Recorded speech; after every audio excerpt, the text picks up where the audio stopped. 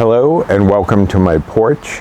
My name is Roy. I am a home cook and amateur baker, and I am here on this channel typically sharing recipes that have helped me to lose over 125 pounds, whether those recipes are mine or someone else's.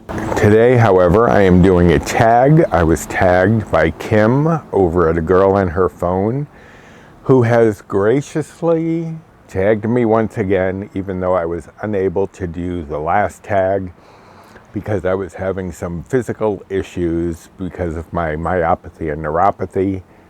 They started Friday, and I usually go through, like once a month, I have usually a pretty intense round of issues.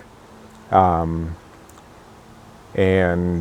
that happened to be one of them just as that tag came out. It started while I was recording this Friday's video.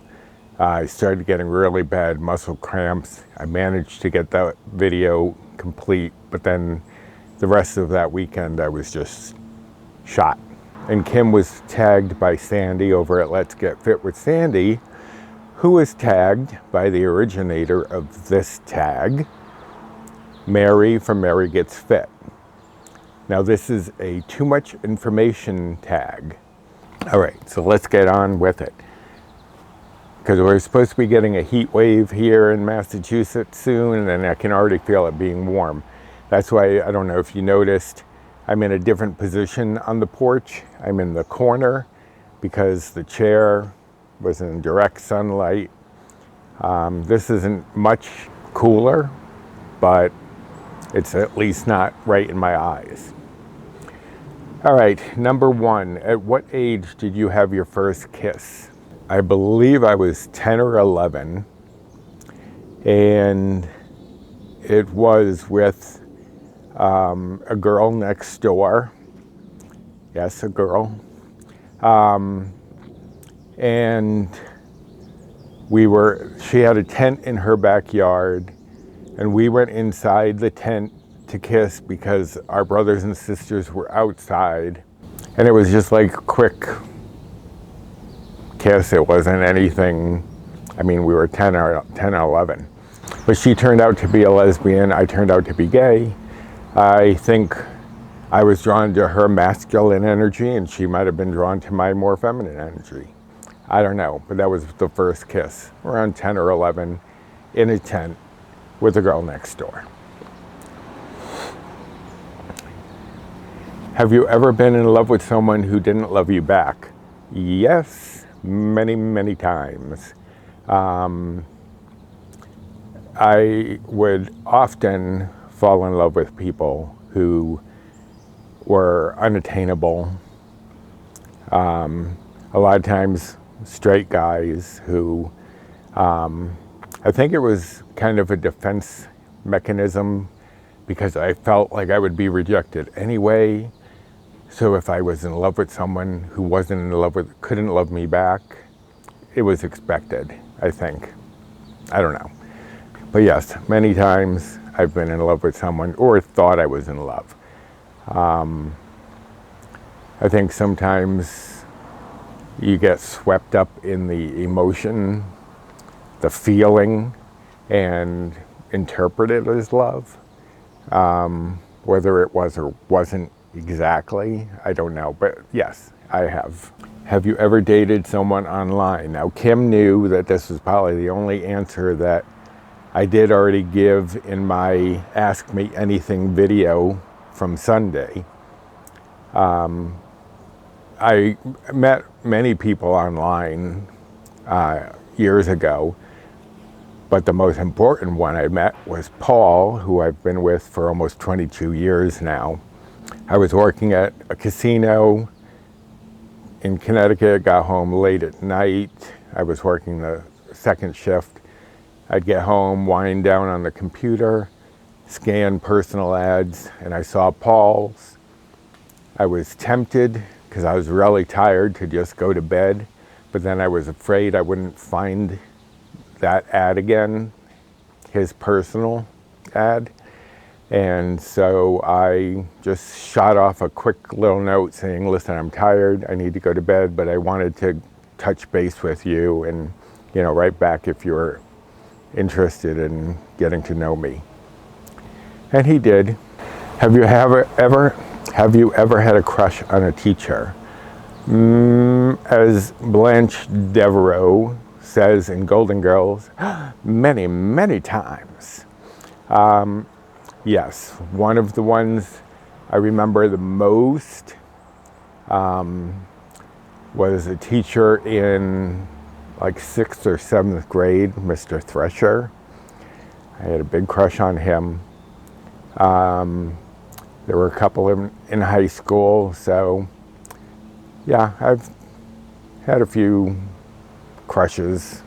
What is the biggest lie you ever told?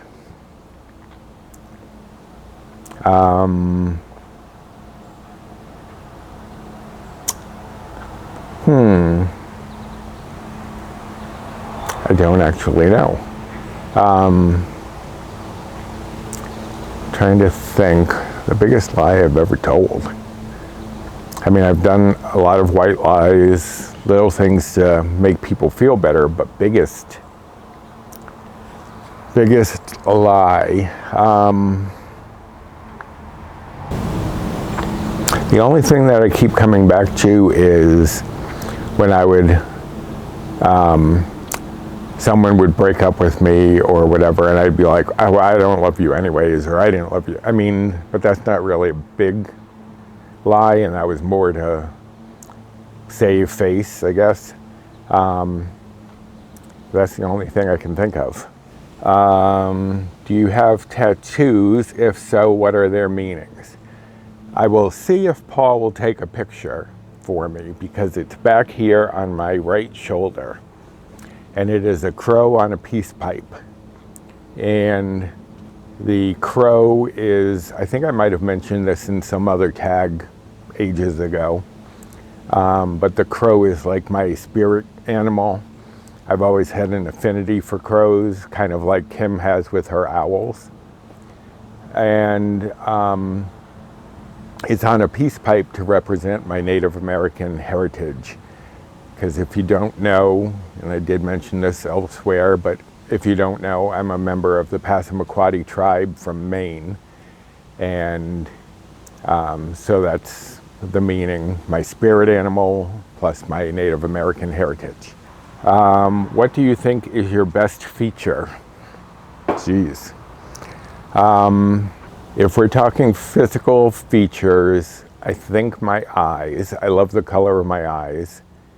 They're kind of like a light brown.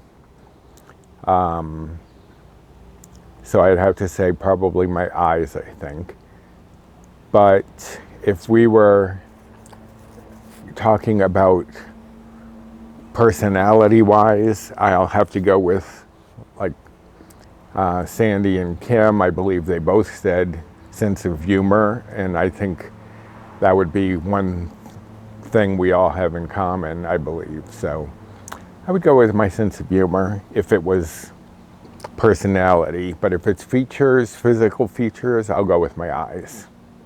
What is a disgusting habit that you have? I honestly don't think I have any disgusting habits. Usually I'm very cautious about anything, like I mentioned in the previous tag that we're asking about farting in front of your significant other. And even that I wouldn't do for the longest time. But I don't think I have any disgusting habits. I don't chew my nails. I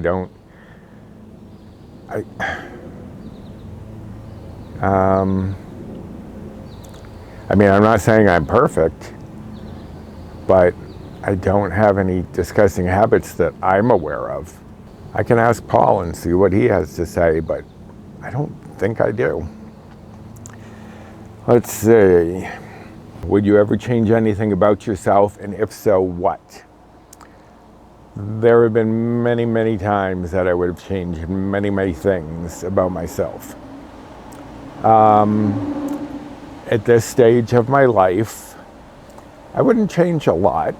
I would probably have to go along the lines of Kim, where I can tend to like little things can really get to me, and like I'm sure I know I blow it up out of proportion more than it needs to be, and that's something I would change. I tend to get a little overwrought sometimes, so that was probably a personality thing I would change.